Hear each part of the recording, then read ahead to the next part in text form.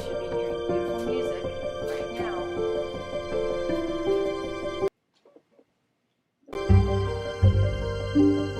Check to make sure all is well with the world.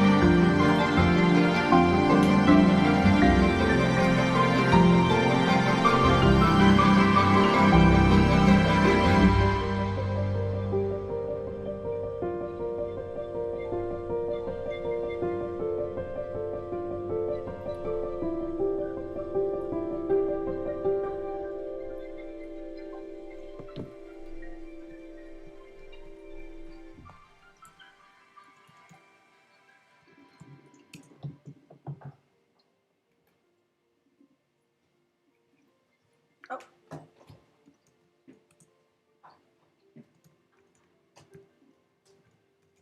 There you go. Oh my gosh. Okay, let's undo that one.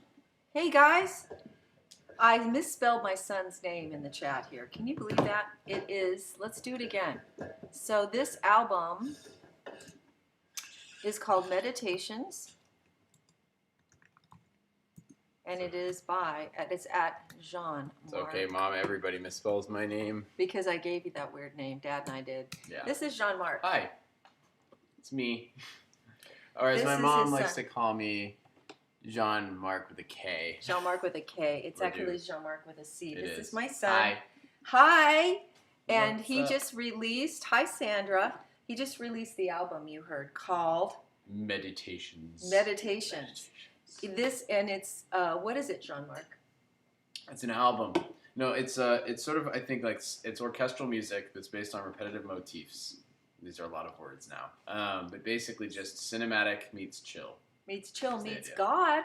Yeah. Meets God. Yeah. Well, yeah, he's everywhere, so. I know, but everything not all meets music. God. Yeah. Well, potentially, yeah, right? Right. You know, eventually everything's plus meets God. Mm-hmm. Well, you know, hey Jean-Marc, that is beautiful, Linda Mom said. You know, you guys have heard me rant a number of times. Get it. Yes, we'll start the promotion right now. There are multiple ways to get it, but if you have a particular platform you use, like a Spotify, Apple Music, iTunes, it's on all of those. So if you just look up Meditations and my name, spelled correctly. With a C. With a C, Jean-Marc. Exactly. Jean-Marc. But wait a minute. But there's no hyphen in your website. Not on my website. Not on my website, because people think it's weird. They think it's like, like a An hyphen underscore. online or something. Yeah. But if you want to get it from me directly, you can go to my website right there, and you'll see it in the header, where you can download all of the WAV files, which are super high res. JeanMarcLedoux.com, or you can go look for Jean-Marc. Yeah, with a Z. Yeah, on Spotify or Apple on Spotify. Music or whatever. Yeah, but it's called Thank you, Meditations. Daisy Dew and Luann. Yeah, and it's not on disc because that's so yesterday. Yeah. Like me, like my work. I should put it on vinyl. That'd be cool though. Like my work is so yesterday. They could probably sell it and have it on vinyl. You could have it on vinyl. It's just expensive, and you already spend like so much time developing it that you're just like, oh my gosh, the last thing I needed is inventory. Yeah, inventory. Really. Inventory. So I've been telling you that we've got to think about new sounds and new ways to worship. And it's interesting because you wrote this, and being, the person that I am, I'm always thinking, do you need a vocalist? Oh, yeah. She asked.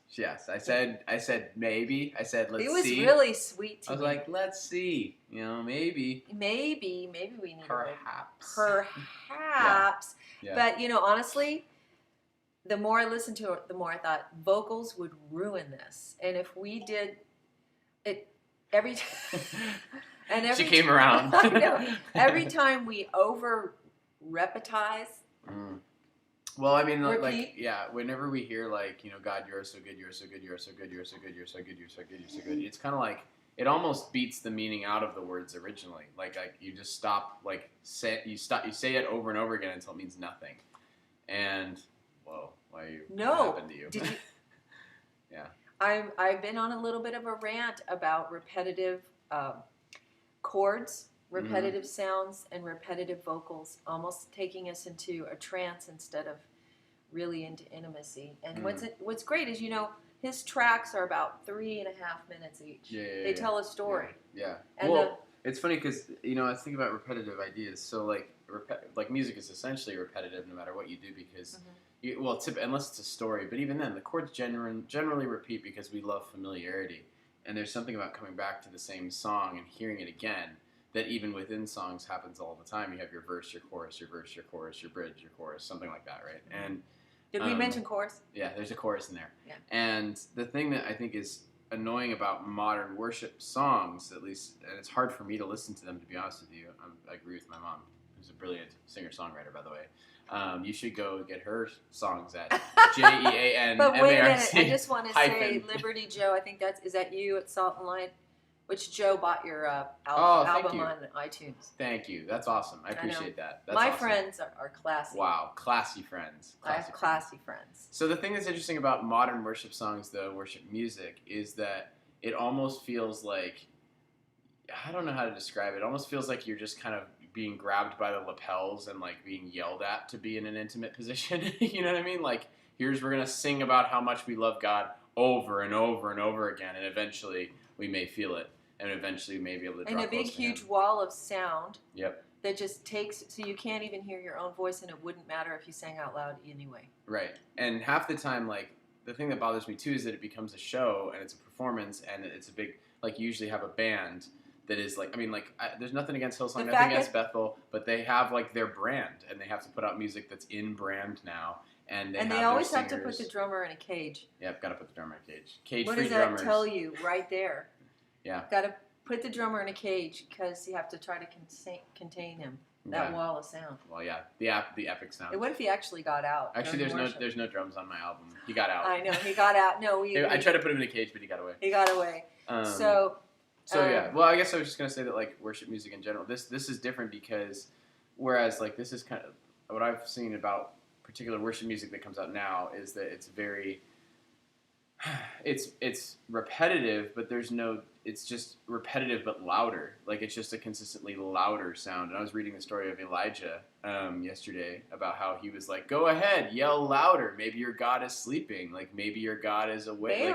Is busy. Maybe. And I'm just louder isn't the problem. We don't need to be louder about our worship. And I think that's a very us focused on God rather than it says we love because He first loved us. And so we have to start worship silent and letting Him be the source of everything. Because if you start the opposite way, then it's almost like putting God in the drummer box, and saying, we'll keep you there. And yeah, there you go. So I don't know.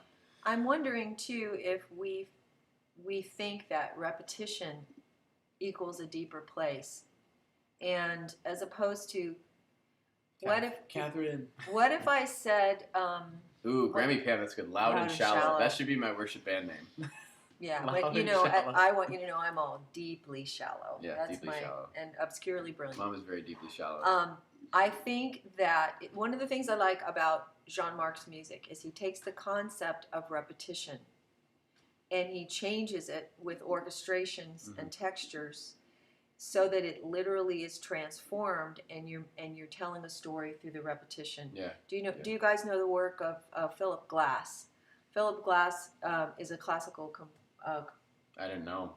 You'll do know. Like him. Okay. He is repetition. He can go on for 20 minutes with a slight, and he wasn't influenced by Eastern trance music. But what's fascinating is he'll take a motif and then he'll change it over time slightly and make it and deepen it, so that by the end it's totally and completely transformed, and it's very captivating and beautiful.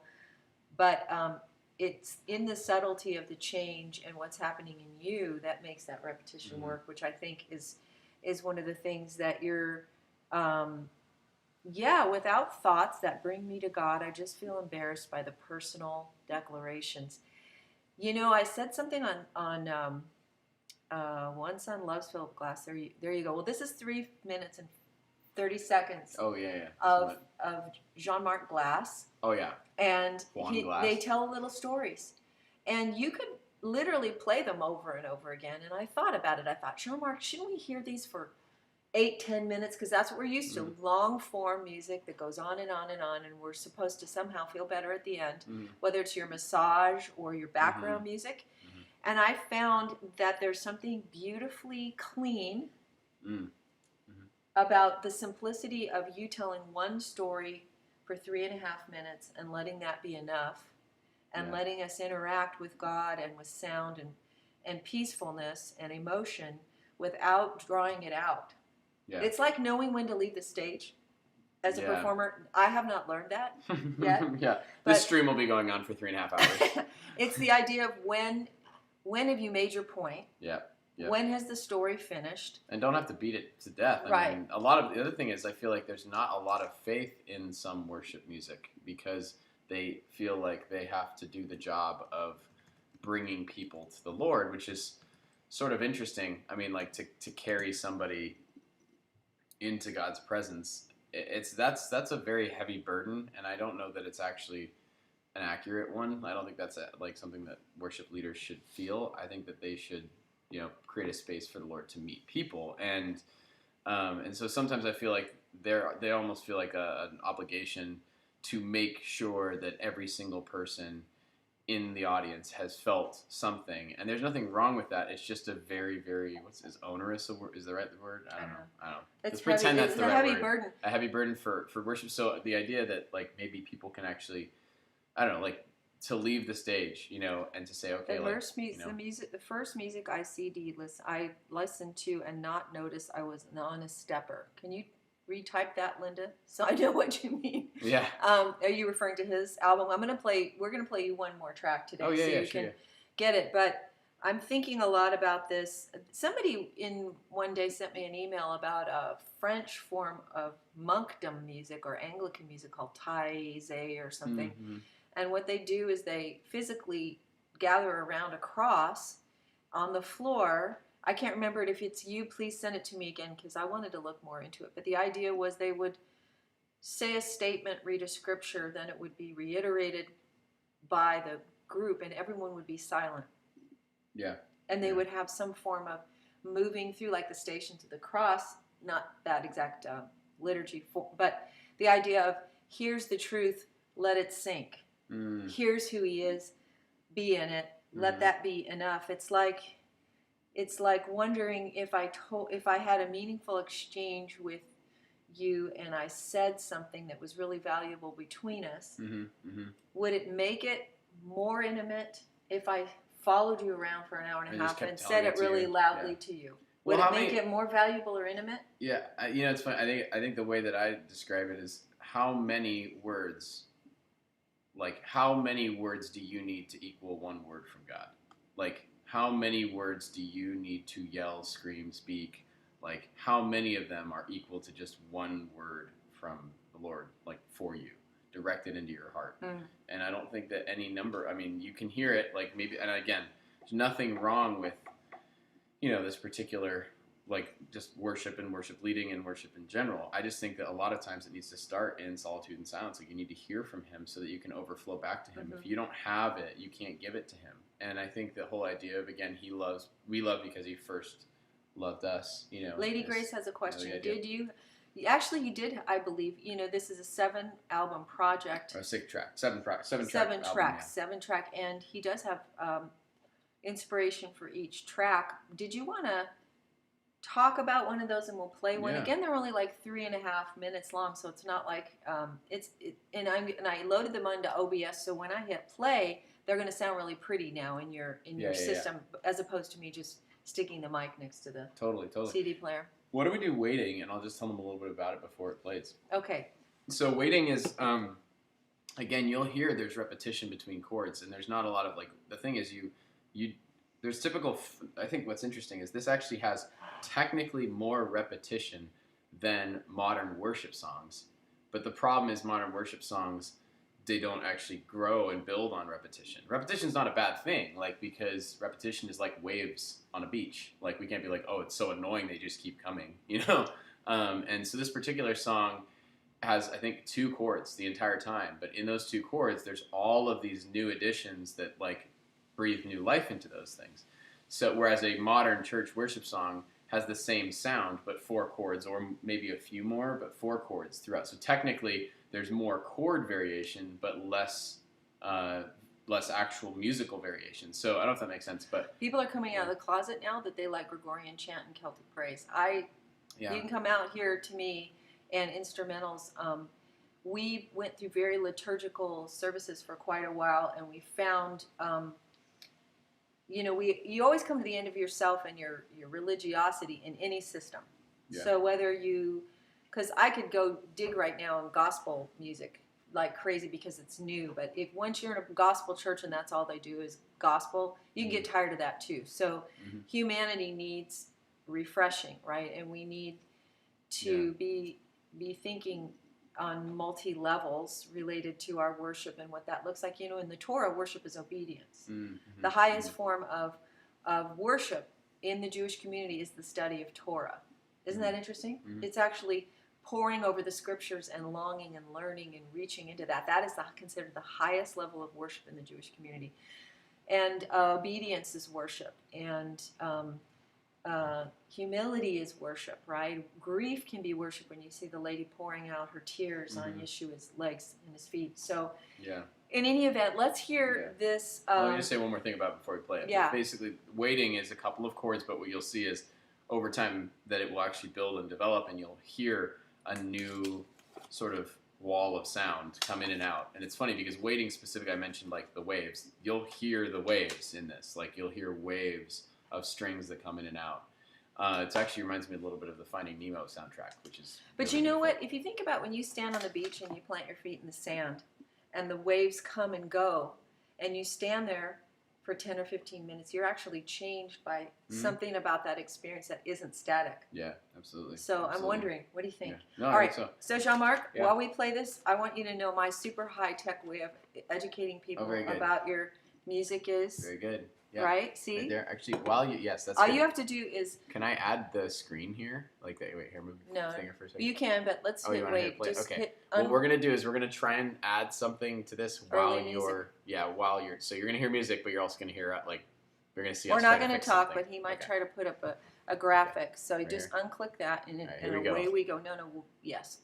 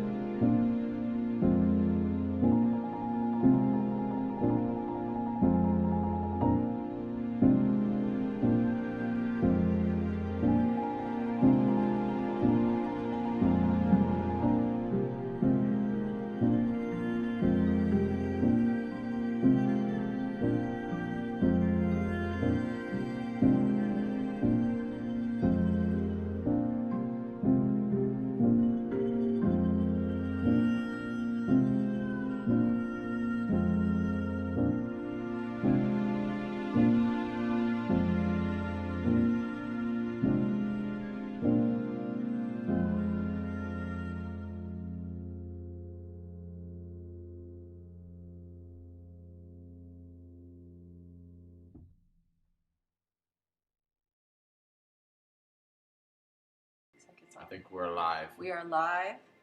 It's gone So now. there you have it. I think it's over now. I think so. We'll see.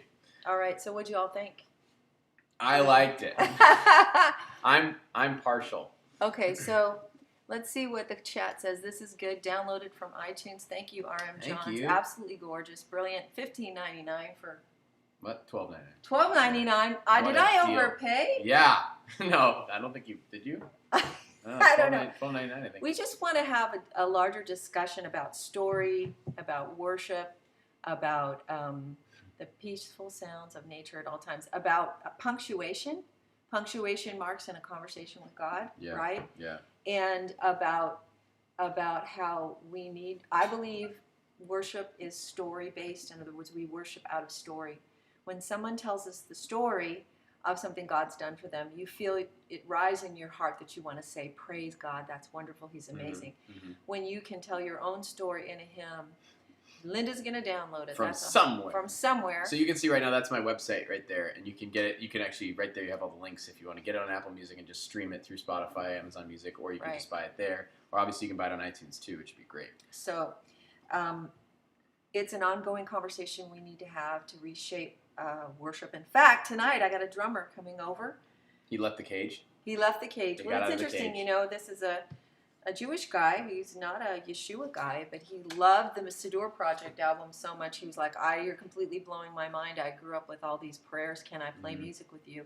And you guys have been praying with me that God would bring me the right musicians to do presence jazz with. So, you know, this could be one of those things. And in any event, you just heard Waiting. At the beginning, I played Skipping. What do we got, Shamark? We have Skipping. Yep. Tempest, Waiting. Oh, Figures is fun. I think, did we play Figures for people? We didn't, but I'm going to play it one a day. Okay, that's good. A day. Let the drummers out of the cages. Free range drummers. Free range drummers. Heartache. Well, that's why I like jazz drummers, because they know how to just play it nice and light and tight and fresh, and they're not like, what was that? Drummer. Yeah, exactly. What was his name? Oh, you mean Animal. Loud and shallow, and what did you call it? Something and tight? You said light and tight? Fresh and tight. So now we have light and tight and loud and shallow as our band names. Tidy lighties. It's great. I have a whole host of band names I've been keeping. Let the drummers out of the cages. Joy. Awesome. Oh yeah, you listened to Joy? RM John S35? That's one of my favorites, actually. Well, actually, oh my gosh, the Joy one really makes you want to cry. Yeah. I know. So anyway, this is my son. He's making new music. We didn't know this was going to happen. You just sat down and started putting tracks and layers together. Yeah, it actually started. It actually started because I was kind of like, I don't know. Honestly, like, it's overwhelming when you think about creating something. So a lot of times the journey of 1,000 miles is with, what does it begin with, a single step? Like, you just sit down and you're like, okay, I'll start with something. And I played, actually, Tempest was the first track I wrote. And that one, I think it's just 2 chords. And I was like, well, that's interesting. I wonder if I were to just continue adding and not judge what I'm doing and just keep adding until I end up with something I like. And I'll tell you, it's painful. You're constantly adding and subtracting, putting things in and saying, no, that doesn't work. That's removing something by adding something now. So. And you know, it's interesting. This is coming out at a time when so many things are being torn down. The whole society's in upheaval. It's being overturned. We're nail biting. We're trusting. We're prophesying. We're praying. We're voting. You know, all these things, and yet part of the impulse of the kingdom-filled life is we always have to be giving birth to the new thing. Painting with sound. That's right, Lady Grace. Good. We need to always be on the forefront of creating new things, new life, and being the most innovative people in the room, I think, in many ways. So why not? So this is something to maybe open up your ears, your heart, your experiences with God and beauty and etc. etc. And I'm just gonna pull up because something somebody said made me realize. You know, you said I hope there are more tracks coming, and it's funny. I think there's seasons of that, right? Like seasons of creativity, seasons of. I mean, it's just like any harvest, right? And so the reason I pulled this up actually is just to show you sort of where I'm going to be putting music as it goes. And for some reason, I might need to just collapse this a bit so you can see it. Let's see if it works. There we go. This is your personal page. This is Jean-Marc official. Yeah, ooh, look how official I look. Look at him. Look at that. Wait, I'll strike the same pose right here. There we go. Yeah, very good. I look so That's a pensive. piano there for a while. I was like, what is he What doing? is that? Yeah, I'm on like a grill. Anyway, you guys, thank you Oh, no, for password. Don't want your password. time. But if you go to Jean-Marc Official with a C. Yeah. Official's not. It does have a C in official, but It does. Yeah. JEANMARC Official. Yeah, that's how you can get any updates on the new tracks and things. So ideally, like I'm probably gonna take a break and not create as much because I've just been like It's my turn. it's Mom's turn exactly. We have to alternate. I can't do my album release. She's got this year, next year, 2022 for me. Yeah. No, but I'll just keep creating and I'll just be dripping out stuff there for all y'all. And so if you do follow me there and like that page, that'd be great. And hopefully you'll see stuff. I don't know. Facebook's been changing their algorithm. They're very sneaky. No, really? Yeah. No. Very sneaky. All you need to do is write a song. If you change your logo to a Q on the meditations Instant banding. page, you would be instantly banned. Yeah. That's my band page. Queditations. Band page. Yeah. Get Bam. it? No? All right. So part of fear-free living is showing up where you are in the process, giving what you have wherever you are in your development and your growth. Here we are. We did it. We're going to keep doing it. We're going to keep talking about worship. We're going to be talking about wholeness and life and innovation. So stay tuned. I have to tell you, I found out today I got a 5-hour drive to have a 45-minute meeting tomorrow morning, and I may just be knackered. So I honestly can't tell you that I will be on tomorrow. But if I am, hopefully you'll get the little ding-ding of your Periscope and Facebook and so forth. And in the meantime, go do something. Interim. Go do something that Creative. scares you. Something scares you. Yeah. Well, which could be very. Just not skydiving. Skydiving's pretty silly. I did it, but why? Yeah. Why? Unless there's a girl involved, like. How about why? bungee jumping off of a dam? Oof, no, that's actually behind skydiving. Skydiving, I think, is better than bungee jumping. Yeah. Okay. I feel like you get one cord, but you get a backup parachute. So I don't know. That's my reasoning. Yeah. Anyways, thank you guys for listening. Let me know. I guess And again, if you missed some of this, obviously you can go back and listen to it and go to check out the tracks where we mentioned, and you can get little previews. All right, you guys, thanks for joining Thank you. in. Appreciate it.